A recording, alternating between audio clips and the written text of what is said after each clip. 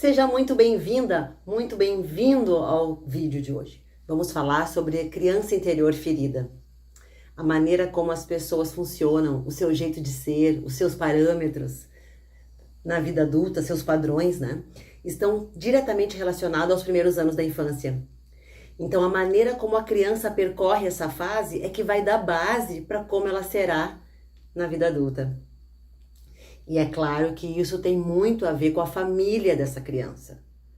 Uma criança que vive numa família problemática, confusa, reprimida, que não funciona bem, que não se comunica bem, onde existe muita rigidez nos comportamentos, no funcionamento, em toda a dinâmica familiar, né? Mesmo que a criança não perceba, ela vai trazer traços muito importantes e consequências sérias a respeito dessa vivência. Muitas vezes eu percebo quando eu atendo como que era a sua família, né? Porque não tem como fugir disso. Como é sua família? Como foi sua infância? Como foi sua vivência na infância? E algumas pessoas existe, né, uma codependência emocional, mas eu percebo que elas falam assim: não, minha família era ótima, tive uma infância ótima. E quando eu começo a olhar com mais detalhes para essa infância e para esses pais e para essa história, eu começo a notar uma série de dados que não são fáceis de perceber, que muitas vezes a pessoa não identifica como problemático, principalmente quando está ligada a essa rigidez, né? Ah, mas eu não tive nenhum trauma na minha infância, eu tive uma infância normal. Ela quase que quer concluir que não tem nada a ver com a infância, né? A história que ela está vivendo hoje, o drama atual, os padrões hoje. Mas se nós formos olhar com atenção, nós vamos notar sim vários dados que dão base para situações atuais que ocorreram lá na infância e que naquele momento não foi perceptível, né? Uma criança que não recebe atenção suficiente dos pais, né, ou dos cuidadores, né? Isso significa que cuidado, proteção dela mesma, apoio, orientação, relação a valores, o que é certo e errado fazer. Uma criança que não recebe ajuda quando precisa, que não recebe afeto e carinho, recebe geralmente, os pais estão muito ocupados, né, trabalhando, fazendo tarefas do dia a dia em casa mesmo, tratando dos problemas do seu dia a dia, né, na correria, e não dão atenção para essa criança, né, porque estão preocupados ali em prover as necessidades dessa criança, mas não dão o carinho e a atenção, aquele momento de afetividade que é necessário para ela. Então, para a criança, é como se ela não estivesse sendo reconhecida, sendo validada enquanto ser. Já falei sobre isso, sobre validar emoções, né? Então, uma criança que vive tudo isso, uma criança que não se sente querida, aprovada, né? E aceita. Quando eu falo aceita do jeito que ela é, não significa que os pais não possam dar limites.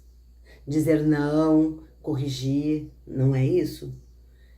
É aceitar a essência dessa criança.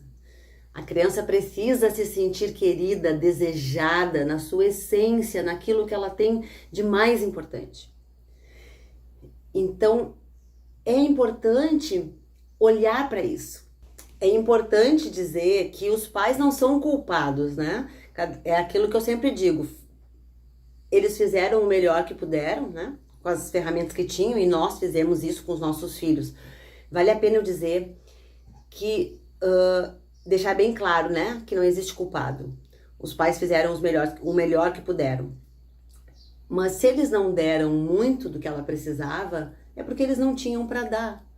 Provavelmente tiveram uma infância complicada, uma história de vida difícil. Então não é fácil mesmo ser pai e mãe. Não é fácil ajudar na formação, principalmente emocional dessa criança, né? Então, se a criança mostra que ficou ali fixada naquela fase da vida, né? Quando cresce, ela tende a ficar carente. esperando que o outro venha suprir essa carência, para suprir o que faltou na infância. Acontece muito na codependência emocional. A pessoa fica buscando alguém que preencha aquele vazio, que sare, que cure aquela dor que ela teve lá na infância, porque aquela criança teve uma avaliação negativa de si mesma. Então ela fica buscando um parceiro, né? Aprovação no outro, reconhecimento.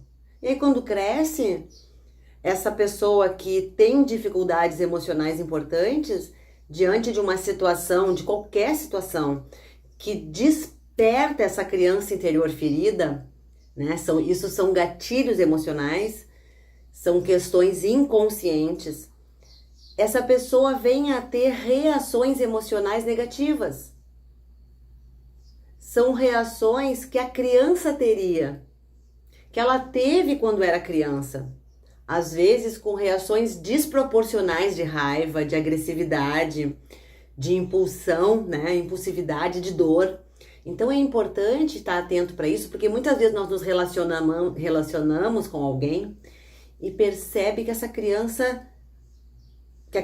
que a outra pessoa tá tão agressiva, mas por que essa pessoa tá me tratando assim? Se eu perceber que essa pessoa, no momento que ela reage nesse momento agressivo, tem uma criança ferida dentro dela que tá magoada, e aquela dor que ela sente antes de ser agressiva é muito grande. No decorrer da vida, as pessoas que têm essa história, que têm essa criança ferida por várias feridas emocionais, tende a buscar e a criar estratégias, né? São estratégias compensatórias para receber atenção, aprovação, tudo aquilo que a pessoa não teve quando era pequena. Amor, atenção, proteção. Então, assim, ó, uma criança que ouve dos pais, né? Você é burra, você não pode, não sabe fazer. Isso vai disparar gatilhos depois na fase adulta.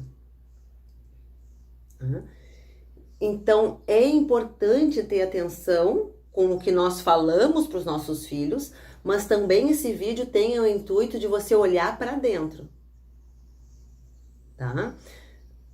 Porque existem formas da gente trabalhar essa criança interior ferida, existem formas de ressignificar, de reprogramar, através a psicoterapia, né? A psicanálise, inclusive, trabalha isso. O treinamento de inteligência emocional, né? O equilíbrio também trabalha isso. Existem formas e existem exercícios e ferramentas, tem técnicas maravilhosas para trabalhar isso. Então, se você conhece alguém que percebe que o comportamento, você observa que aquela pessoa está num comportamento, até vezes eu penso assim, é a criança que está gritando aí. Né? Então, assim, observe isso em você, observe isso no outro. Existe uma voz interior, né, que parte da história da infância. Então, dependendo da família que a criança estava inserida, ela vai ter esses impulsos, né, dessa voz interior, que pode ser, né, de uma forma bem positiva.